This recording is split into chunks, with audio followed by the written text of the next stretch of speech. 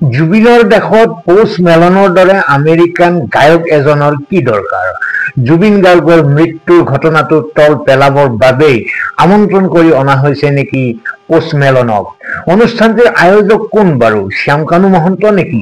এই সমগ্ৰ প্ৰশ্নৰ উত্তৰ পাবলৈ আহক এই ভিডিঅ'টোৰ মাজলৈ যাওঁ। নমস্কাৰ দৰ্শকসকল, আহিছো অন্য এটা ৰিয়েকশ্যন ভিডিঅ'ৰ মাজলৈ। আজি সন্ধিয়া গুৱাহাটীৰ খানাপাৰা খেলপথাৰত সংগীত পৰিৱেশন কৰিব আমেৰিকান শিল্পী পোষ্ট মেলনে। ইতিমধ্যে তেওঁৰ মিউজিক টিমটো কালিয়ে আহি উপস্থিত হৈছে গুৱাহাটীত। টিমটোৱে ইতিমধ্যে কামাখ্যা মন্দিৰ দৰ্শন কৰাৰ ভিডিঅ' নিশ্চয় আপোনালোকে দেখিছে। যি নহওক, শিল্পীগৰাকীৰ আগমনক লৈ সামাজিক মাধ্যমত আজি কেইবাদিন ধৰি বিভিন্ন বিতৰ্ক চলি থকা নিশ্চয় আপোনালোকেও মন কৰিছে।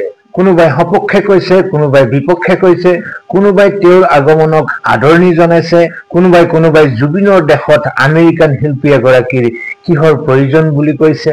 বহুতে জুবিন গাৰ্গৰ বিষয়টোক তল পেলাবৰ বাবেই শিল্পীগৰাকীক আমন্ত্ৰণ কৰি অনা বুলি কৈছে। কোনোবাই আকৌ তাতকৈও ওপৰলৈ গৈ সমগ্ৰ অনুষ্ঠানটোৰ আয়োজক শ্যামকানু মহন্তই আছিল বুলি বুকু ডাঠি কৈছে।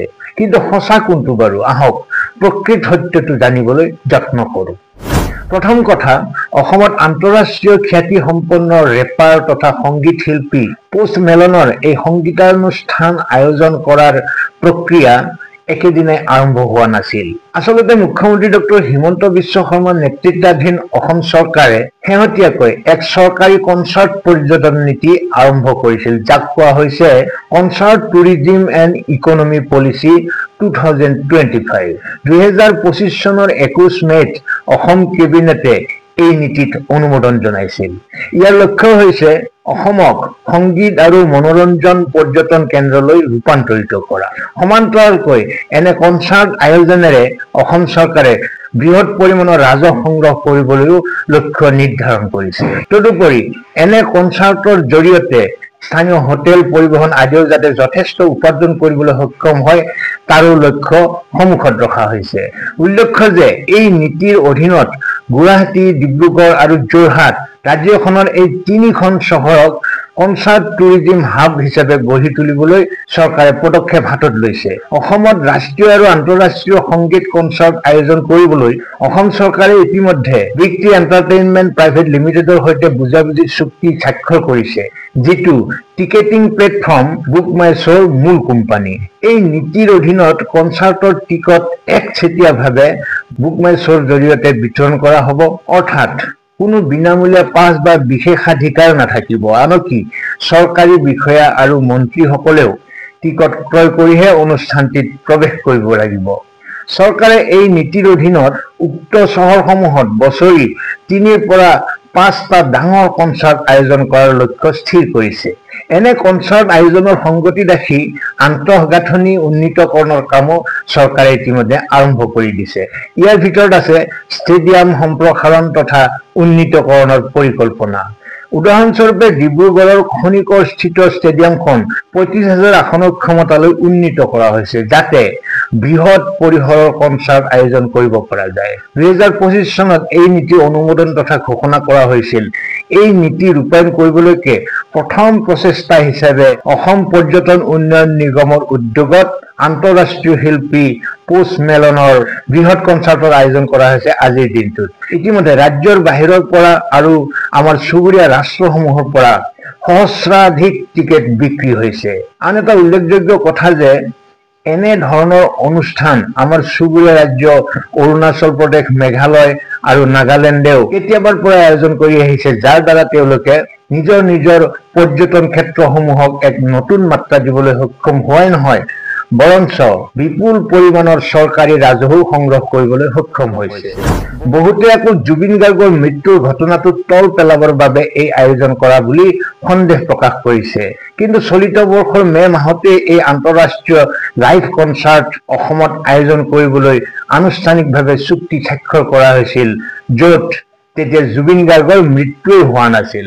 বহুতে সামাজিক মাধ্যমত লিখিছে যে জুবিনৰ দেশত আমেৰিকান শিল্পীৰ কোনো দৰকাৰ নাই।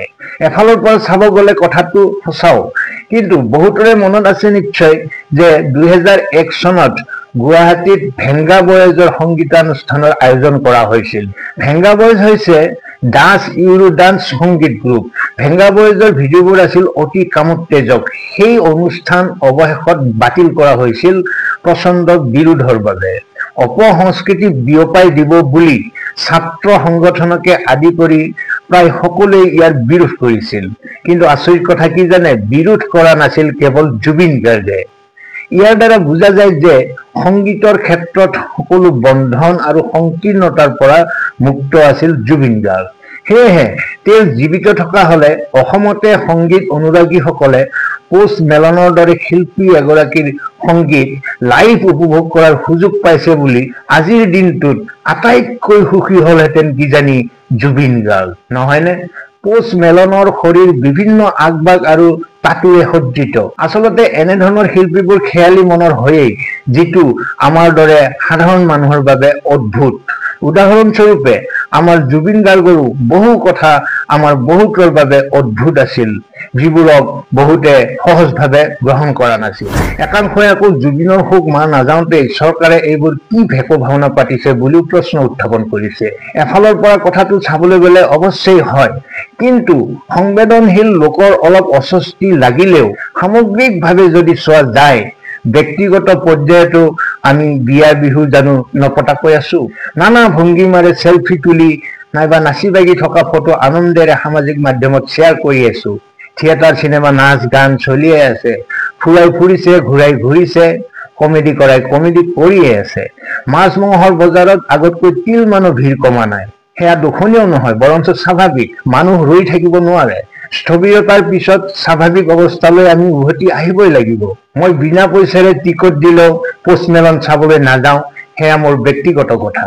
কিন্তু যিয়ে চাই চাওক, মাত্ৰ এটাই আশা কৰিম, সেইটো হৈছে অনুষ্ঠানৰ আৰম্ভণিতে যেন জুবিনক একাঁজলি শ্ৰদ্ধা নিবেদন কৰা হয়।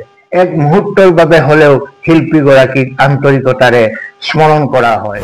দৰ্শকসকল, পোষ্ট মেলন সম্পৰ্কীয় যিবোৰ প্ৰশ্ন আপোনালোকৰ মনত উত্থাপন হৈ আছিলে, সেইবোৰৰ নিশ্চয় অলপ হলেও নিৰ্মূল হৈছে।